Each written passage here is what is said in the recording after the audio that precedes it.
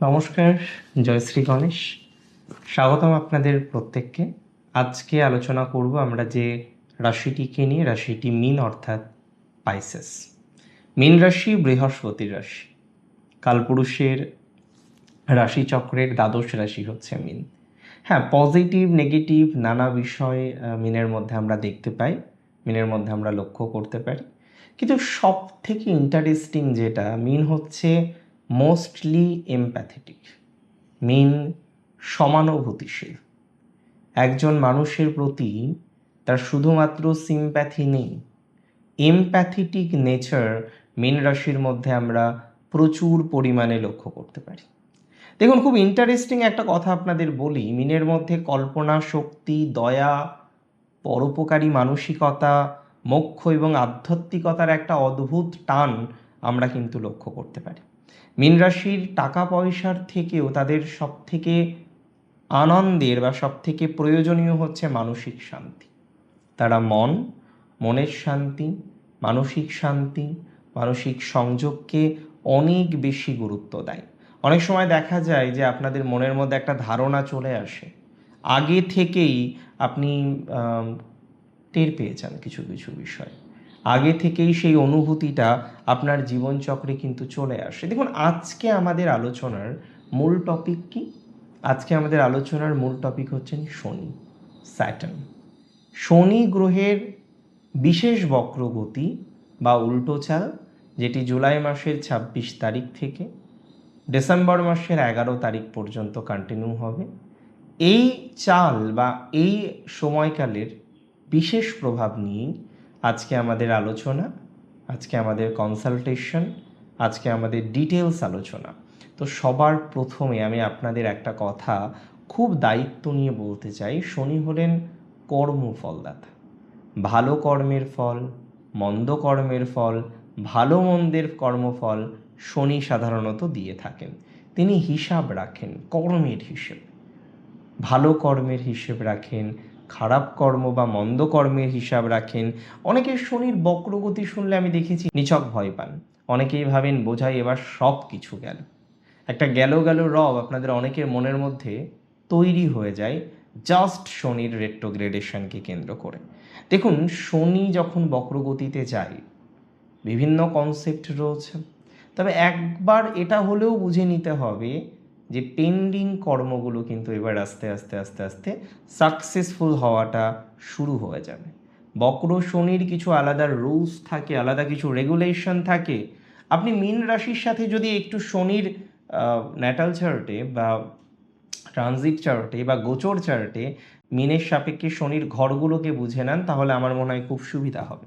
শনি হচ্ছেন আপনাদের দ্বাদশ এবং একাদশের লর্ড। দ্বাদশ কি? অবশ্যই ব্যয়, অবশ্যই ইনভেস্টমেন্ট, অবশ্যই যে কোনো ধরনের হসপিটাল বা হসপিটাল কেন্দ্রিক বিষয়। মোক্ষের ঘর কিন্তু দ্বাদশ, যদিও মিন নিজেই মোক্ষের ঘরের রিপ্রেজেন্টেশন করেন। একাদশ হচ্ছে আয়, একাদশ হচ্ছে মনস্কামনা লাভ, একাদশ হচ্ছে ইচ্ছা পূরণের ঘর।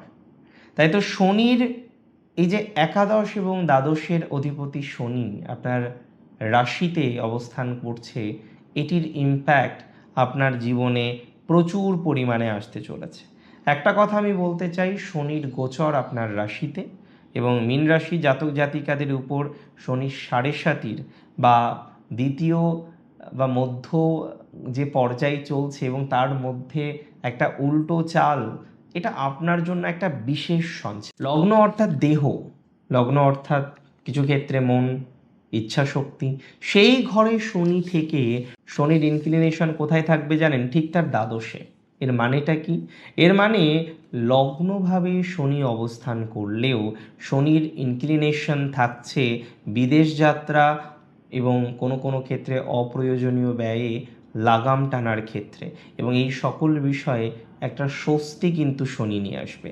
যেহেতু শনি আপনার একাদশপতি বা লাভপতি, তাই দ্বাদশভাবে শনির এই পিছিয়ে যাওয়ার ঝোঁক আমার কোথাও যেন গিয়ে মনে হয় ৭.৫ তীব্র মানসিক শারীরিক কষ্ট থেকে মুক্তির একটা অন্যতম পথ হিসেবে রিপ্রেজেন্টেড হবে।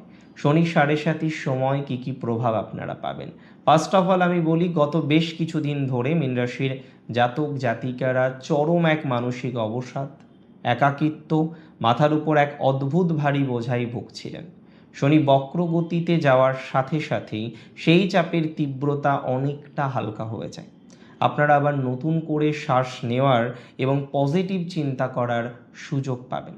বিদেশ যাত্রার ক্ষেত্রে, ভিসা বা পিআরের ক্ষেত্রে আমি বলে দিই, যারা বিদেশে যেতে চান বা যারা বিদেশে আছেন, ভিসা নিয়ে যাদের সমস্যা আছে, পিআর অর্থাৎ পার্মানেন্টভাবে থাকার চেষ্টা করছেন কিন্তু সেটা সাকসেসফুল হচ্ছে না, তাহলে বিদেশ যাওয়া নিয়ে, ভিসা নিয়ে, পিআর নিয়ে, আজকে এডুকেশনাল পারপাস অনেকে বিদেশে যেতে চাইছেন, আজকে আপনি অনসাইট সেটেলমেন্টের চেষ্টা করতে চাইছেন, অনেকেই প্রফেশনাল পারপাস বিদেশে যেতে চাইছেন।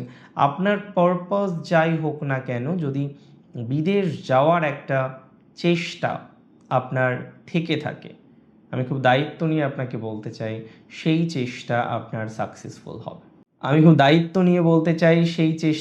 সাকসেসফুল হবে। বিদেশ যাওয়ার কম্বিনেশন লক্ষ্য করতে পাচ্ছি। আপনারা অনেকেই দেখবেন আপনার বিদেশ সংক্রান্ত যে জটিলতা, যতগুলোই জটিলতা আপনার থেকে থাকুক না কেন, সেটা অনেকটা পজিটিভ দিকে আসবে। যে কোনো বিদেশ যাওয়ার ক্ষেত্রে যে ডিলে হচ্ছিল, অযাচিতভাবে দেরি হচ্ছিল, সেই সমস্ত বিষয়ে পজিটিভ ভাইবস আপনি লক্ষ্য করতে পারবেন। দেখুন, কয়েক মাস ধরে আপনি লক্ষ্য করেছেন যে জল বা বালির মতো টাকা জাস্ট বেরিয়ে চলে যাচ্ছে, জলের মতো টাকা চলে যাচ্ছে। হ্যাঁ, আয় করছেন মিন, কিন্তু সঞ্চয় করাটা যেন কার্যত অসম্ভব হয়ে পড়ছে, এবং তার মাল্টিপল রিজন আছে।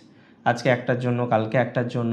26শে জুলাই যখন শনি বক্রগতিতে যাচ্ছে, দ্বাদশের দিকে ঝুঁকছে, ম্যাজিকের মতো অপ্রয়োজনীয় খরচগুলো আপনার বন্ধ হয়ে যাবে।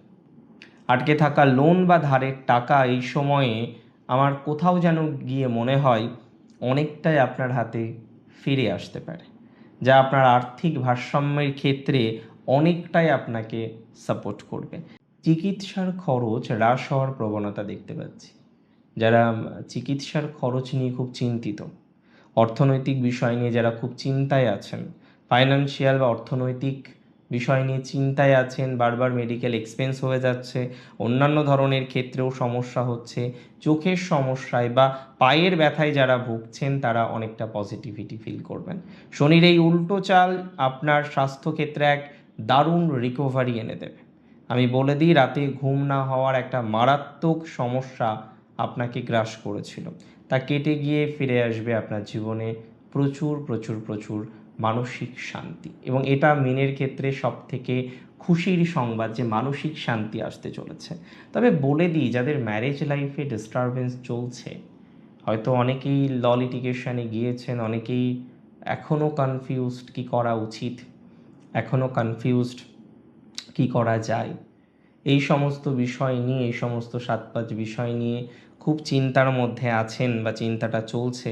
আমি একটা কথা আপনাকে জানাতে চাইব, ম্যারেজ লাইফের ক্ষেত্রে কিছু মানুষকে হয়তো বিকল্প কোনো পথ বেছে নিতে হবে। কারণ ম্যারেজ লাইফে আপনার প্রবলেমের অন্যতম কারণ শুধুমাত্র আপনার হাজব্যান্ড বা আপনার ওয়াইফ নয়, ফ্যামিলির কারণে বহু মীন রাশির জাতক জাতিকাদের সংসার হতে চায় না। ফ্যামিলির কারণে বহু মীন রাশির জাতক জাতিকারা ঠিকঠাক করে সংসার করতে পারেন না। এই জায়গাটা নিয়ে ভাবার সময় কিন্তু এসেছে। দ্বাদশ হচ্ছে মোক্ষ ভাব, দ্বাদশ হচ্ছে ধ্যানের ঘর।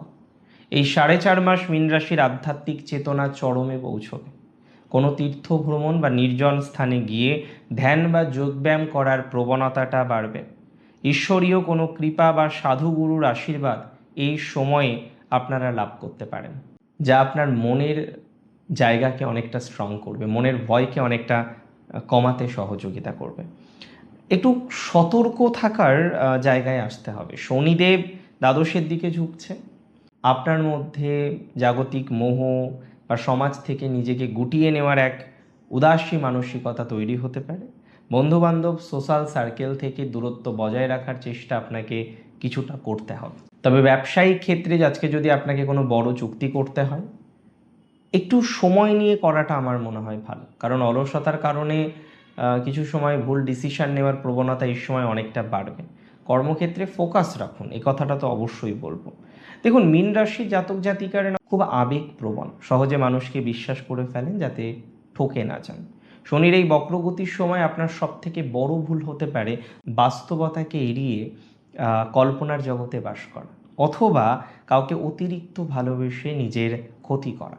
শনিদেব চান আপনি প্র্যাকটিক্যাল হন, ইমোশনের বশে কোনো বড় বিনিয়োগ আপনি করবেন না এই সময়, কাউকে লোন দেবেন না, ধার দেবেন না, অলসতাকে পুরোপুরি ত্যাগ করুন, আর একটু অ্যাক্টিভ হতে হবে আপনাকে। দেখুন, জুলাই মাস 26 তারিখ থেকে ডিসেম্বর 11 একটা বিশেষ সময়। মীন রাশির মতো পরম দয়ালু মানুষ, আধ্যাত্মিক মানুষ, এবং আধ্যাত্মিকতার তো নানা পরিভাষা থাকে, আমি সেই কারণে আধ্যাত্মিক বললাম। এই সময়টা আমি বলবো সাড়ে সাতির কঠিন সময় থেকে, কঠিন পরীক্ষার সময় থেকে একটা বিরতির সময়, রেসেস। এই সময়ে আপনাকে যেটা করতে হবে, অলসতাটাকে ত্যাগ করতে হবে, নিজের উপর ভরসা রাখতে হবে, আর প্রচুর প্রচুর প্রচুর এগিয়ে যেতে হবে। ভালো থাকুন আপনারা প্রত্যেকে, সুস্থ থাকুন, স্বাভাবিক থাকুন। জয় শ্রী গণেশ।